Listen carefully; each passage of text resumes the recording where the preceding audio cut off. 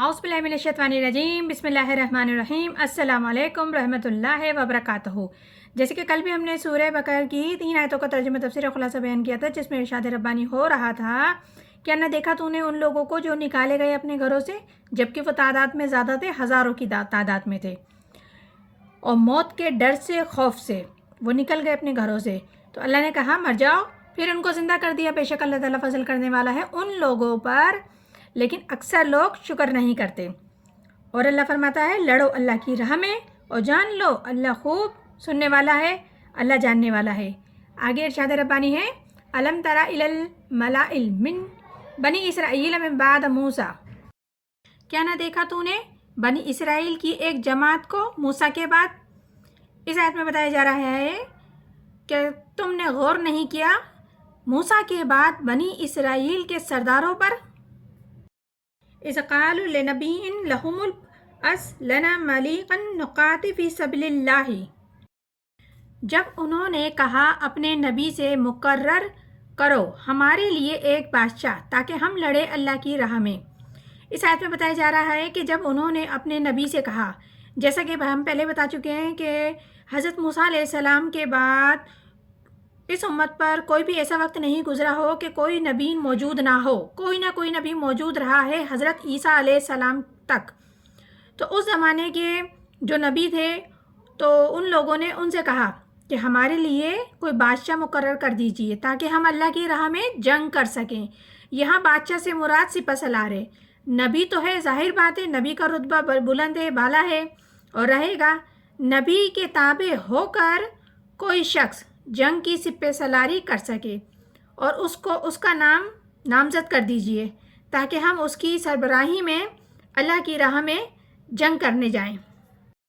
आगे इरशाद रब्बानी है क़ाल हल असैतुम इन्ना कुतिबा अलैकुमुल क़ितालु इल्ला तुक़ातिलू, पैगंबर ने कहा क्या हो सकता है अगर तुमको हुक्म दे दिया जाए लड़ाई का तो तुम उस वक्त ना लड़ो।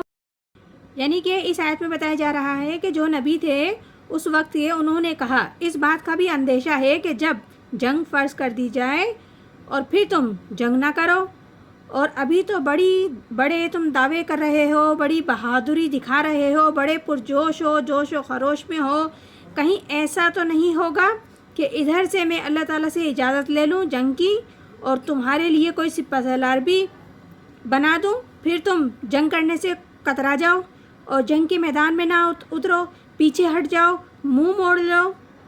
वमा अलैना इल्ला नुक़ातिला फ़ी सबिलिल्लाह वलक़द अख़रजना मिन दियारिना व अब्नाइना। वो लोग बोले हमको क्या है कि हम ना लड़ें अल्लाह की राह में, हालांकि हम तो निकाल दिए गए हैं अपने घरों से, अपने बेटों से। फिर वो लोग कहने लगे कि कैसे मुमकिन है कि जब हमें इजाज़त मिल जाए तो हम अल्लाह की राह में जंग ना करें, क्योंकि जबकि हमें निकाल दिया गया है अपने घरों से, अपने मुल्क से, हम क्यों नहीं जंग करेंगे। और हमको हमारे बेटों से जुदा कर दिया है, उनको अपना ग़ुलाम बना लिया है और हमारी औरतों को बांधियाँ बना लिया है, अपने पास रख लिया गया है और हम तो भाग गए थे अपनी जान बचाकर। तो ये लोग अपने मुल्कों से भाग निकले थे मौत के खौफ से और डर से, ये भागे हुए थे और इनकी बेटों को, इनकी औरतों को वहाँ रोक लिया गया है। अब ये जंग करना चाहते हैं तो इसलिए इनमें एक जोश पैदा हो रहा है कि हम अल्लाह की राह में जंग करेंगे। तो इसीलिए नबी जो वक्त के नबी थे उन्होंने कहा कि ऐसा ना हो कि तुम भाग जाओ, अभी तो तुम जोश दिखा रहे हो, लेकिन अगर तुम भाग गए तो जंग अगर फ़र्ज़ कर दी गई और उससे तुमने मुँह मोड़ लिया, पीठ फेर दी तो लेकिन अभी भी वो अपना जोश दिखा रहे हैं कि नहीं, हमें हमारे बेटों से जुदा किया है, बीवियों को, औरतों को वहाँ कैद कर लिया गया, हम ज़रूर जंग करेंगे। आगे इरशाद रब्बानी है फलम्मा कुतिबा अलैहिमुल क़ितालु तवल्ला इल्ला क़लीलुन मिनहुम, फिर जब जंग का हुक्म हुआ उन लोगों को लड़ाई का तो सब लोग फिर गए मगर उनमें से थोड़े हैं।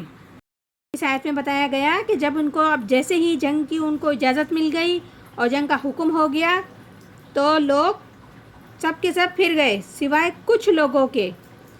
कि इसी तरीके से गोया के तंबीह की जा रही है मुसलमानों को कि तुम भी बहुत कह रहे हो कि हुजूर हमारे लिए जंग की इजाज़त दिला दीजिए, ہم کب تک یہ ظلم سہیں گے؟ لیکن ایسا نہ ہو کہ اب جب جنگ کا حکم آ جائے تو تم بھی پیٹھ پھیر کر چلے جاؤ اور بھاگ جاؤ کہ جان تو پیاری ہے، لہٰذا میدان چھوڑ کر بھاگ جاؤ اور بعد میں دیکھی جائے گی جنگ کو۔ اللہ علیم بالظالمین، اللہ خوب جانتا ہے ایسے ظالموں کو۔ اس آیت میں پروردگار وضاحت کر رہے ہیں کہ جو اس قسم کی حرکت کرتے ہیں اللہ تعالیٰ خوب جانتا ہے ایسے ظالموں کو، اور پروردگار عالم خوب واقف ہے ایسی باتوں سے، ایسی خبروں سے جو دلوں میں انسان کے ہے، جو انسان سوچ لے کے چل رہا ہے۔ یہ سورہ بقرہ ہے جس کی ابھی ہم نے 2 آیتوں کا ترجمہ تفسیر خلاصہ بیان کیا ہے۔ انشاءاللہ تعالیٰ مزید بھی آگے کرتے رہیں گے۔ پروردگار عالم ہم سب کو قرآن پاک صحیح طریقے سے پڑھنے، سمجھنے، عمل کرنے کی توفیق عطا فرمائے۔ آمین ثم آمین۔ جزاک اللہ۔